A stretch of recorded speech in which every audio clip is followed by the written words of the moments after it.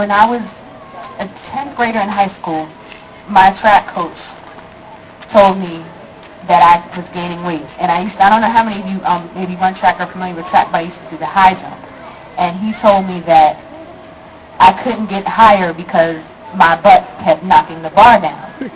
And he never said anything to the fact that you're too big or you're getting fat, but the way my mind thought was that in order for me to get to higher heights, I had to lose weight. So what I did, I tried to cut down on the way I was eating, but I wasn't losing weight. And I figured that what I had to do was to start not eating or throwing up after I would eat.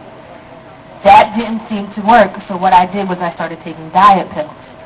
And I just kept going down and going down, but I didn't think that anything was wrong with me.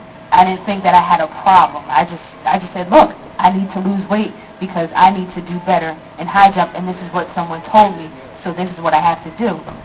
And as time grew on, I hid the disease and the sickness from family and friends. In 12th grade, when I was running one day during a track meet, I passed out. And it was at that time that my secret came out. My coach knew, he found out, and he told my mother. And I was still in denial about it. I said, no, I don't have a problem. But he told her that I need to get help.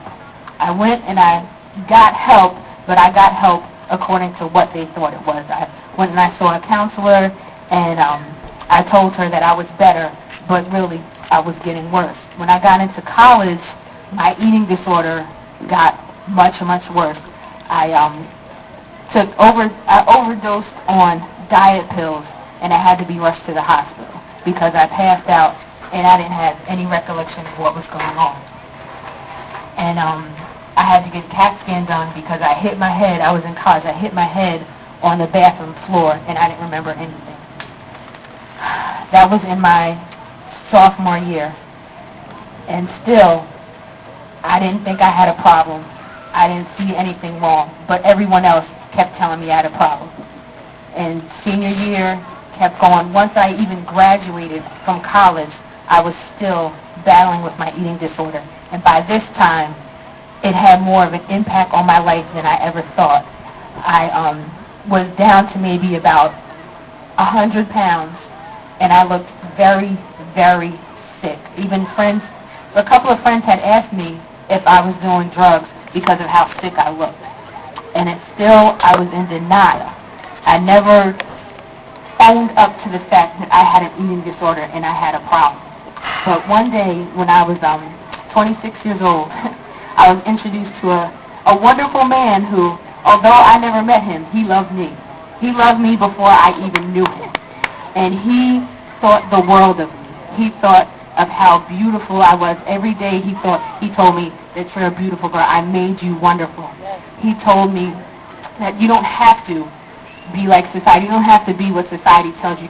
It's okay if you're a size 4, size 14, size 24. It doesn't matter. I made you that way, and that's the way I want you to be. I don't want you to change for anyone. I made you the size that you are, so you stay the size that you are. Don't try and get smaller and smaller for anyone, because why? Why would you want to do that? I made you that way, and that's how you should be.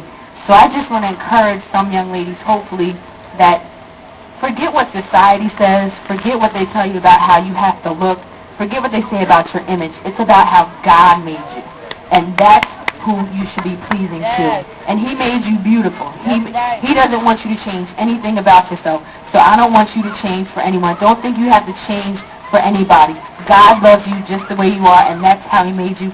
So just be encouraged, my young lady.